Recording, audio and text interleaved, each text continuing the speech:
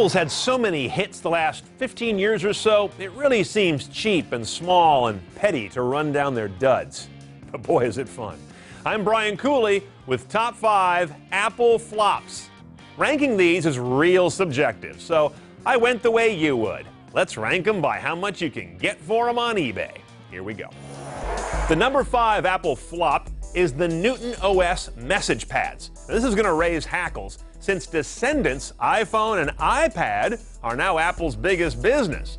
But Apple made like 6 models of the message pad, and Motorola made some, and Sharp took a whack at them, and nobody could get it right. It was just this slow-motion disaster. I recall when these were new, and they were scorned everywhere. And didn't they have Newton stores, too? What a mess. Price-wise, these don't fetch a lot, $30 to $50 for one on eBay. Number 4, the Mac G4 Cube. We'd never seen a computer like this, and its short time in production keeps it that way. This silent, fanless monolith with a toaster slot on top for CDs was real different. But thanks to that odd shape, you couldn't really put any expansion cards in it back at a time when you actually cared about such things. And it was pricey, about $200 more than a conventionally shaped Mac that had similar performance. Oh, and the cases often cracked, which is really annoying on a machine you pay top dollar for its looks. They made about 150,000 of these, so they aren't real hard to find on eBay, and they seem to fetch about $100 or $200. Number 3 was the Pippin. Remember this one? It was produced with Bandai of Japan, rolled out around '96 as a game console with a light version of System 7 on it as its OS. It was gutless, there was damn near nothing to run on it in terms of titles, and the price was like $600, about $850 in today's dollars. 42,000 or so were made. eBay prices top out around $400 or so for a really clean unit.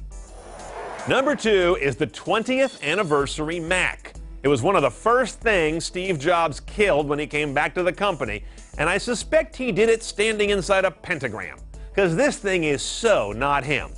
Like all crap labeled executive, it's full of form over function. For $7,500, over $10,000 in today's money, you'd get an all-in-one design, okay, kind of cool, with a small 12-inch display, and beyond that, not much interesting. Oh, there was a Joey pouch disc tray in front, and buttons on the front panel arranged for looks instead of works. The whole thing came off like Sharper Image had a one-night stand with Bang & Olufsen. And the 20th anniversary Mac was star-crossed from the beginning. It launched in 1997, Apple's 21st year. That said, you seem to be able to get about $700 for a good complete one on eBay. Before I take you to the number 1 Apple flop, ranked by eBay price, let's consider one so awful and so unimportant it doesn't even deserve a true spot on the list. That damn round USB puck mouse from the original iMac. Totally round so you never knew which way to point it, size so only a raccoon could articulate it, and just ugly with that bad late 90s semi-translucent plastic with Jolly Rancher color accents. This thing was a mess. I found a basket of 20 of them on eBay for $35. Overpriced. My number 1 Apple flop, Macintosh TV. I'd actually forgotten about this. This was the first black Mac. It was basically a Mac Performa that had a Sony Trinitron television bolted to it and a cable tuner inside.